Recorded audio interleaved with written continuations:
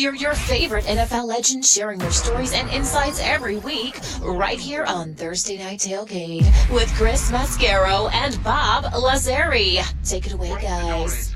There's no way out.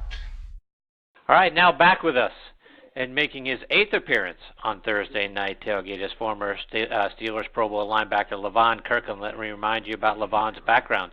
He is from Lamar, South Carolina, played his college ball at Clemson, where he was a consensus All-American in 1991. He was also a member of their All-Century team and was inducted into their Hall of Fame back in 2001. He was also inducted into the state of South Carolina's Athletic Hall of Fame in 2008. He was a second-round draft pick in 1992 by the Pittsburgh Steelers, and he played in the NFL from 92 to 2002. All but 2 of those seasons were in Pittsburgh. He spent 1 season each in Seattle and Philadelphia. He was selected to the Pro Bowl in back-to-back years in 1996 and 97. He was also named to the NFL's All-Decade team for the 1990s. He's more recently been coaching. He spent time as a defensive coordinator at Florida A&M, as well as doing internships with the Arizona Cardinals and the Cincinnati Bengals. And as a Steelers fan, it hurts me to say that. And we are thrilled that he is back with us again tonight here on Thursday Night Tailgate. Hey, Levon, Chris, and Bob here. Thanks for coming back on the show. Thanks for coming back, man. Hey, guys. How you doing? Really well, Levon. So, Levon, I wanted to start our time with you tonight by talking about your alma mater, Clemson. Obviously, a great season last year, winning the national championship. Take me through, what was it like in the Kirkland household when Hunter Renfrow caught that touchdown pass at the end of the game? Well, I was actually at the game and in the stands, and it was amazing. It was a long time coming. You have to give a lot of credit to Dabo Swinney and the coaching staff for recreating a culture of winning and dominating. And to do it against Alabama was very special. So it was a great time. It was a great feeling. Just gave you a lot of hope for not only the current team, but the future team and what they're doing in recruiting, and I think a lot of the fans are just very excited about Clemson football. But for the Kirkland family, it was a good time. It really was. So if they run the table for the rest of the season, Levon, the one loss to Syracuse, but if they run the table at this point, do you expect that they should be back in the playoffs this year? I think so. You got to look at their schedule. I mean, they played some really tough games early on with Auburn, Louisville, who at the time was ranked, Virginia Tech. To go into Louisville and Virginia Tech and play as well as they did. And, the one hiccup is Syracuse, but you got to look at it as though, they did lose their starting quarterback. And, I don't like Friday college football games. It doesn't seem right. And you got to realize that they're young people, too. And sometimes your kids, just don't play as well, especially an opponent they should beat. So it was difficult, but, I think they will. I think they will run the table if they do that. I think they should definitely have a shot or a chance at playing for the national championship again. And Levon, what are your thoughts about what we've seen so far from Deshaun Watson with the Texans? Boy, he sure has made that offense come to life. What do you think about what you've seen so far from him? Oh, he's, it's what I saw at Clemson. Very poised. Maybe probably I thought he was underrated as a quarterback. And, coming out in the draft, I thought people were sleeping on his intangibles, his leadership, the way he handles himself, the way he makes that throw or make that drive when you really need it. And that's what he did for Clemson. And that's what you're seeing now. You're seeing that, people always say the it factor, and he seems to have it. But the cool thing, too, is he got drafted to a pretty good team with some weapons, with the defense. I think any rookie quarterback, they want to come into that situation. But he shows you how dynamic he is.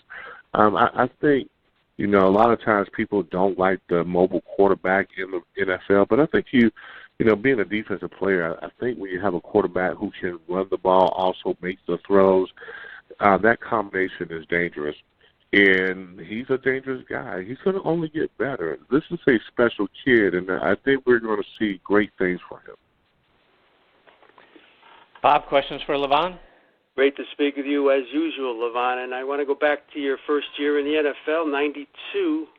We may have talked about this in the past, but he came into the league, very good team, playoff team, great players on both sides of the ball. But just want to get your opinion, Levon, as far as guys on that Steeler team that probably made you more comfortable in the locker room than others, maybe ones that pretty much taught you the ropes on what it was going to be like to be a pro in this league.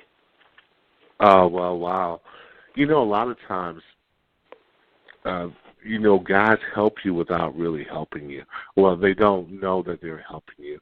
I looked at the guys that we had as far as Greg Lloyd, Rob Wilson, and really you just kind of follow their examples of how they worked, how they went after it, Carnell Lake, and then on the other side we had guys like Demonte Dawson that, I didn't sit and say, hey, how do you do this? They just kind of did it, and you just kind of observed at the time.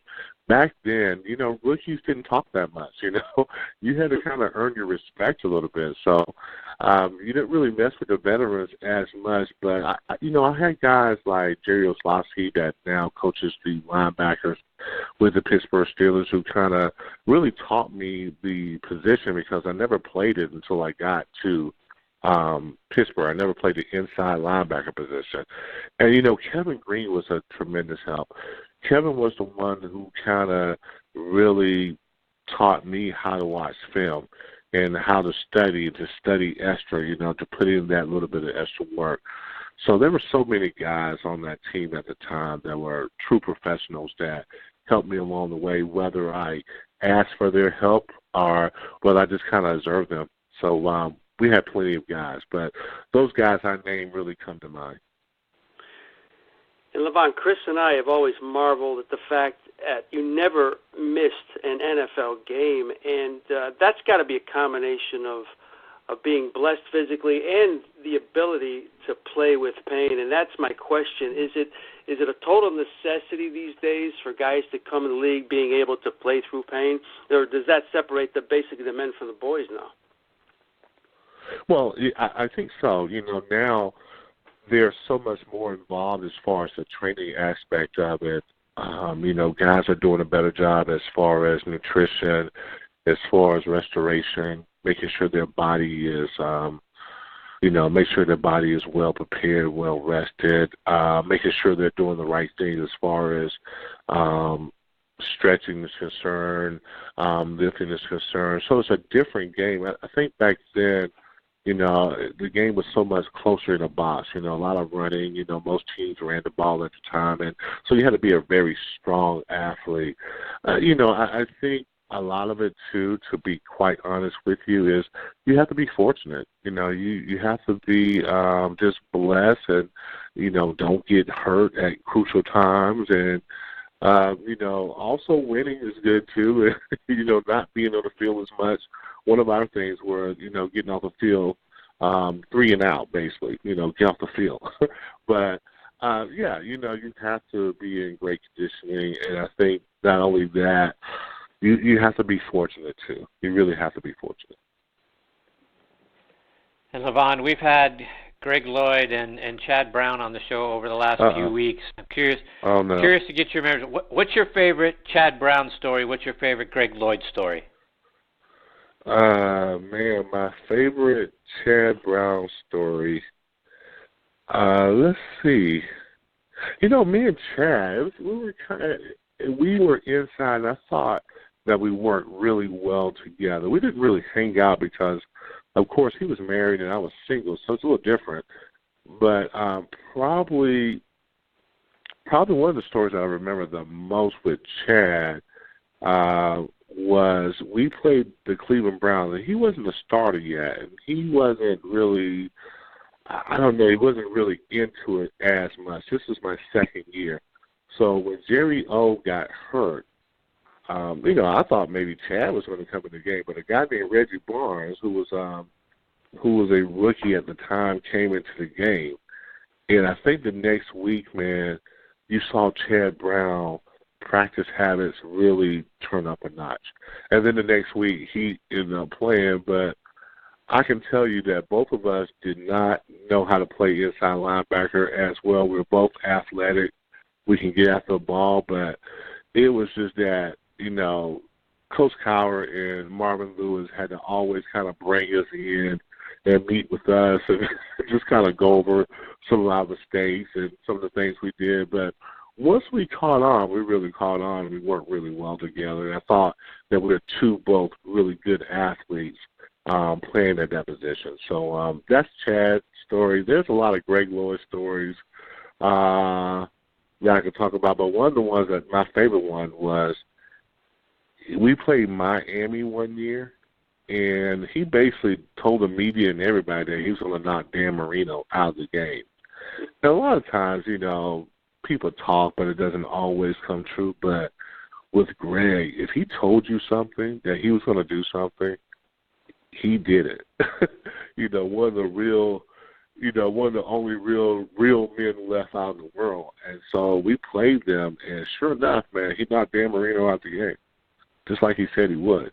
So Greg was just such a character, and plus, he had the taekwondo going on. He was a black belt. He was dangerous, man. He was scary, not only to the opponents, but definitely to some of his teammates. So, G was just a character. And, but, I really appreciate playing with Greg Lloyd. I really did. He's one of my favorite players to play with because you knew that he was going to bring it every single game. He played as powerful as anybody. I think one of the most underrated defensive players to ever play in the NFL.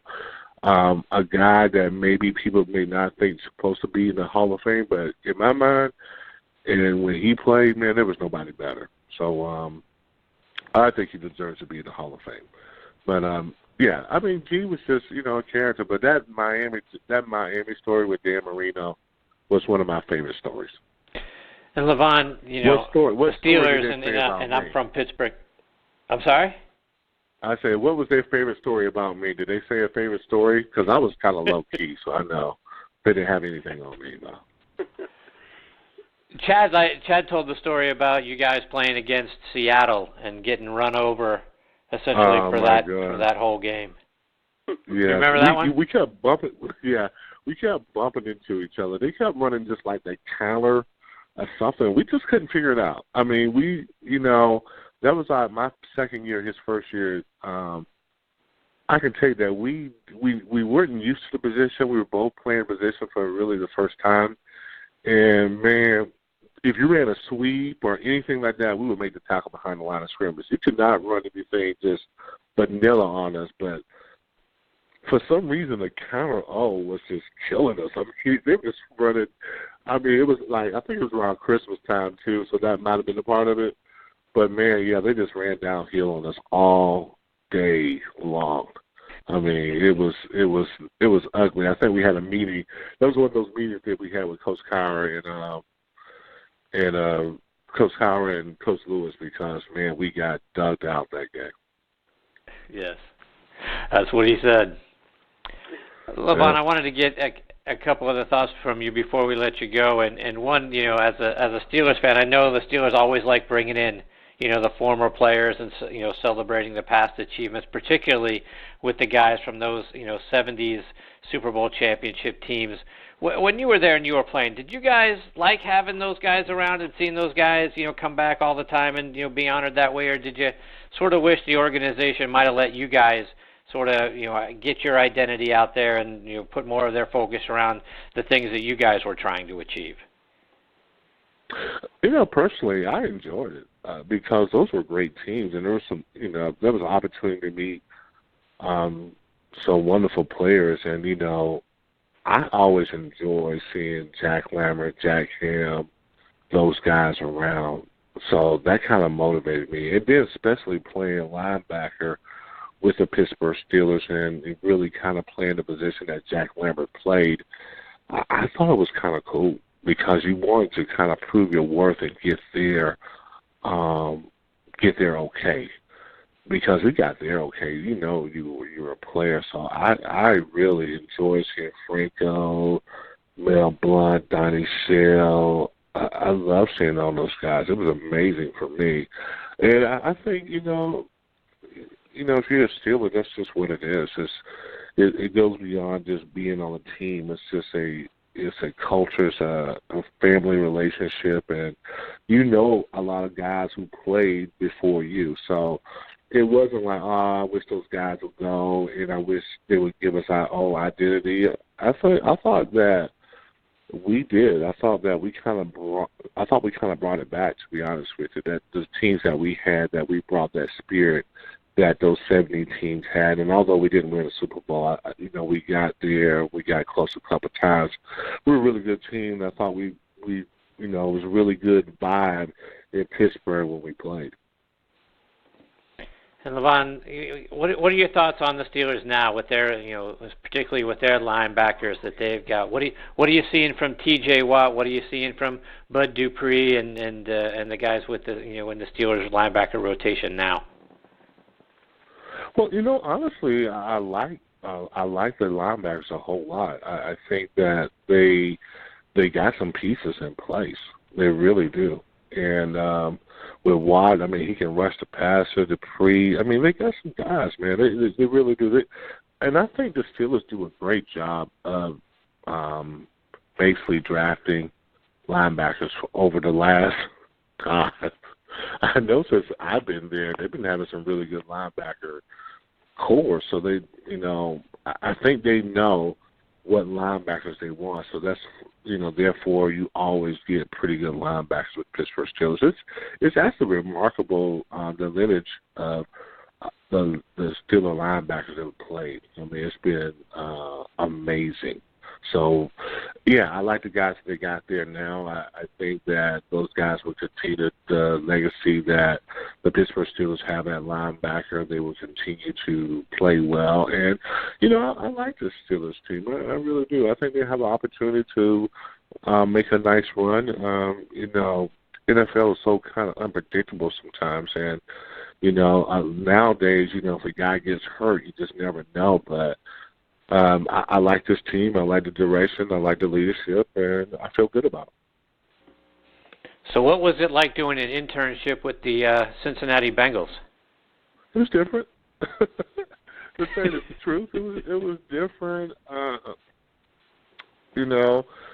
Marv asked me to come in. I really wasn't thinking about doing another internship.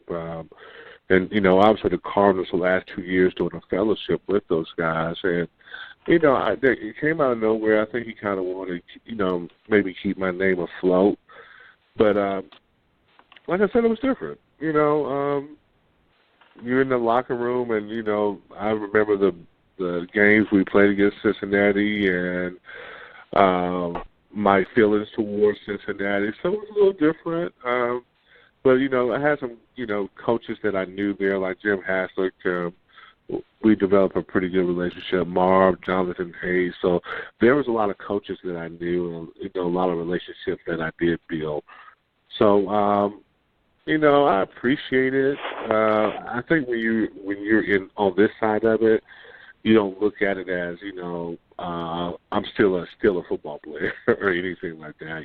You understand the business and that you're trying to do something totally different. So you take it as is. But I'm sure a lot of people are just like, oh, my God, I can't believe he's in the Cincinnati uniform or on their sideline. But, it's another opportunity for me to coach and to understand the game a little bit better. So it was good. It really was good. Like I said, it was a little different,